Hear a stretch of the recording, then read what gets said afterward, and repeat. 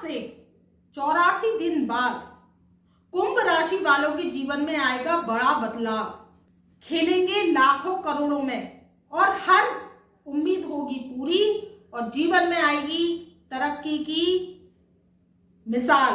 तो इसी विषय पर आज हम मित्रों चर्चा कर रहे हैं कि कुंभ राशि वाले जो अब तक परेशानी भोग रहे थे और कुंभ राशि वालों पर लगी हुई है शनि की साढ़े साती। तो शनि की साढ़े साती का उन पर दूसरा चरण चल रहा है और शनि की साढ़े साती जब जब लगती है, चाहे कोई भी राशि है, कुंभ राशि है या मकर राशि है या मीन राशि है, तीन पर साढ़े साती का प्रभाव चल रहा है शनि महाराज का। तो जब शनि जो कर्मों के देवता है तीन पर साढ़े साती लगाए हुए हैं और दो राशि पर ढैया का प्रभाव दिए हुए हैं। ढैया चल रही है वृश्चिक राशि में। वृश्चिक राशि में चौथे घर से, फोर्थ हाउस से ढैया का प्रभाव चल रहा है और जो कर्क राशि है वो आठवें घर से ढैया के प्रभाव को भोग रहे हैं। तो ये क्या है कि जीवन में जब भी साढ़े साती लगती है, ढैया लगती है, शनि की पनौती लगती है, तो वो क्या करती है, स्ट्रगल को लेकर आती है, कामों में स्लो कर देती है, कामों को तेजी से चलने वाले कामों को रोक देती है और वो क्या होता है कि काम स्लो मोशन में हो जाते हैं क्योंकि चंद्रमा यहाँ पर पीड़ित हो जाते हैं और ये चंद्रमा का फ्लो कम कर देते हैं। चंद्रमा का फ्लो कैसे कम करते हैं कि आपके जीवन में क्या होता है कि धन आवक के जो रास्ते होते हैं वो धीरे धीरे करके कम होते जाती हैं, तो खर्चा तो अधिक हो जाता है और धन कम आता है। तो ये क्या है कि शनि की जो है साढ़े साती का, ढैया का या शनि की महादशा का आपके ऊपर अगर ये प्रभाव चल रहा है तो आप समझ लीजिए आपकी पत्रिका में शनि का प्रभाव तेजी से है। वहीं पर बात कर रहे हैं कि 84 दिनों में ऐसा क्या बूस्ट आएगा कुंभ राशि वालों के जीवन में, क्योंकि कुंभ राशि वाले बहुत परेशानी भोग रहे हैं। शनि की साढ़े साती चल रही है, सेकंड फेज को वो अब फेसिंग कर रहे हैं।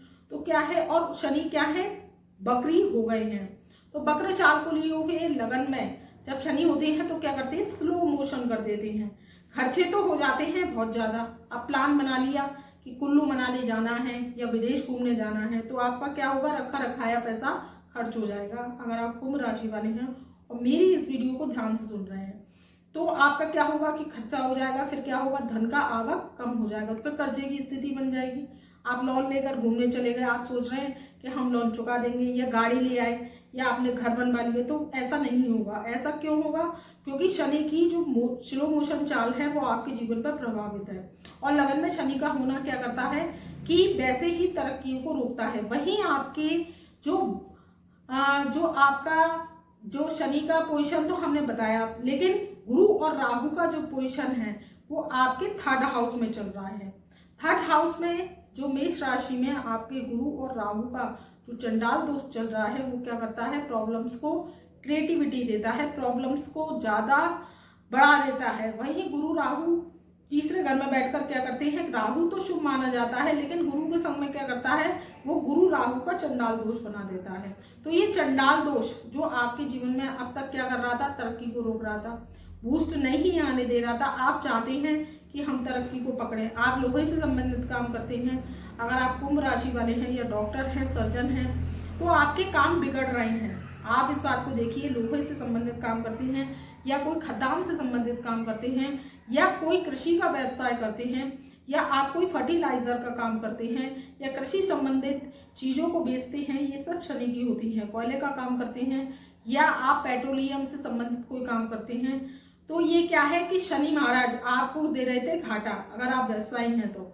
और आपके जीवन में तरक्की नहीं हो पा रही थी। और अब क्या है, 4 नवंबर सन 2023 से शनि मार्गी होंगे तो आपके जीवन में तरक्की को लेकर आएंगे, आप लाखों करोड़ों में खेलेंगे। अगर आप शनि की शांति करा लेते हैं, शनि के उपाय लास्ट करते हैं, लास्ट में मैं आपको एक उपाय भी बताऊंगी, अगर आप शनि की शांति करते हैं तो ये जीवन का जो आपके 84 दिन के बाद का जो बूस्ट है वो आपके जीवन में तरक्की को लेकर आएगा। वहीं गुरु और राहु का चंडाल दोष खत्म होगा 28 अक्टूबर सन 2023 से, क्योंकि राहु देव राशि परिवर्तन करेंगे 18 माह बाद।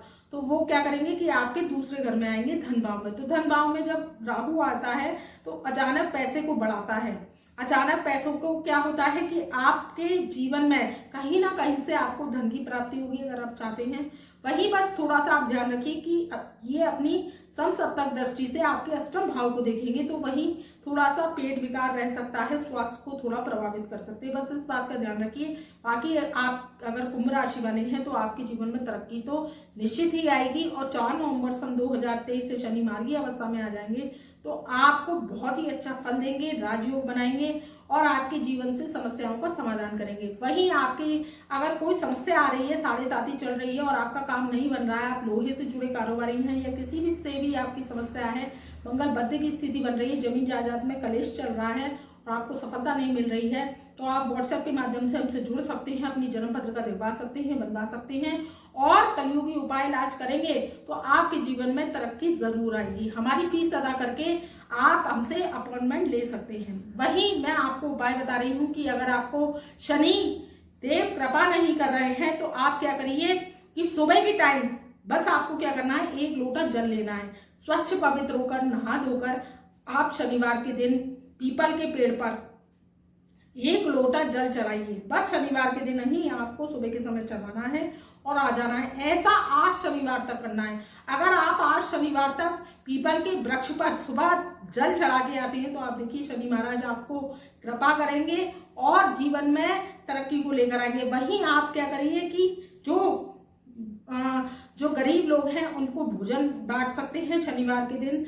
आप शनिवार के दिन अगर 8 शनिवार तक आप पूरी सब्जी, पराठा सब्जी या कोई भी अखाद्य पदार्थ आप बांटते हैं और जो गरीब लोग हैं उनकी सहायता करते हैं, मदद करते हैं तो शनि इससे प्रसन्न होते हैं। ऐसा 8 शनिवार तक कीजिए तो आपके जीवन में तरक्की को लेकर आते हैं। वही तीसरा उपाय है कि आप अगर अंधे निरंतर व्यक्तियों को 10 व्यक्तियों को भोजन कराते हैं, भोजन में पूरी सब्जी खिलाते हैं, पराठा सब्जी खिलाते हैं, बस मिठाई नहीं खिलानी है, इस बात का ध्यान रखिए।